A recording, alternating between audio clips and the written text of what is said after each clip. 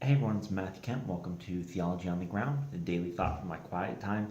Today, last day before the Bible New Year plan kicks back up again on the first of the month.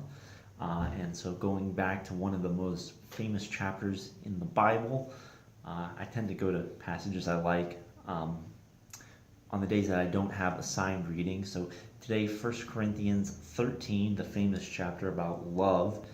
And if there's one thing that non-Christians and Christians usually agree upon, because our worldviews are very, very different, it's that love is really, really, really, really, really important.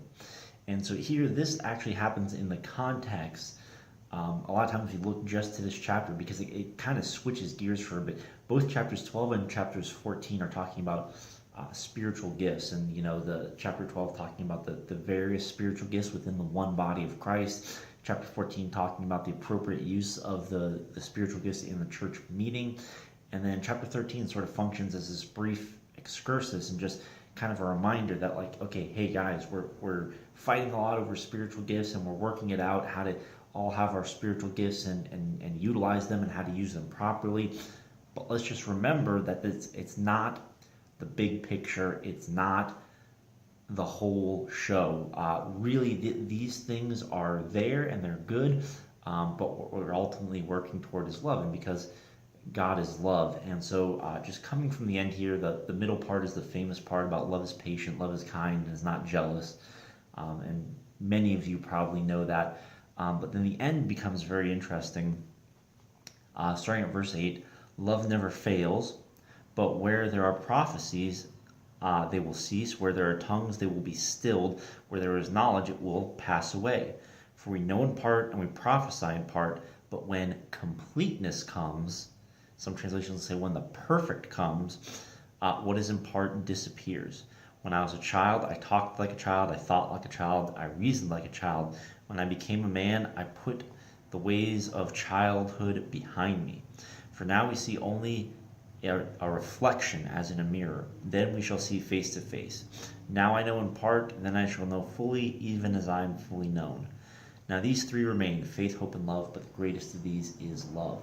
And so one of the things that's happening here is he's using sort of two different analogies to talk about the fact that, hey, spiritual gifts are not eternal, not perfect, not the fullness. And one of them is just that he says, like, look, it's like me when I was a child. I had to grow into that full maturity. And so as a Christian, growing into full maturity does not involve mastering your spiritual gifts. It involves growing in love.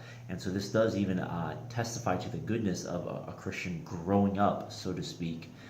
Something that I think every Christian needs to make sure that you're doing spiritually is that you're going to grow up into the fullness of Him who called you. And then the other analogy would be that of a mirror. Right now, it's like looking into a mirror dimly.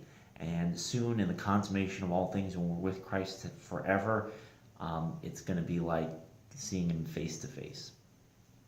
So, anyways, those are my thoughts there. This passage of love is in the middle of a section talking about spiritual gifts, and even it continues to talk about spiritual gifts.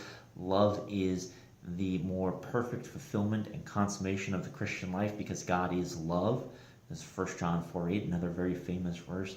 And so Christians are always seeking to grow in love. Doesn't mean you should neglect spiritual gifts, but if you're all stressed out, what is my spiritual gift? I don't know. The gifts confuse me. That's fine. Our primary concern is to grow in love. If the spiritual gift stuff comes along, that's great. But ultimately, it's going to be done away. Love is forever. Those are my thoughts. Thanks so much for watching. And Lord willing, I will see you guys again tomorrow.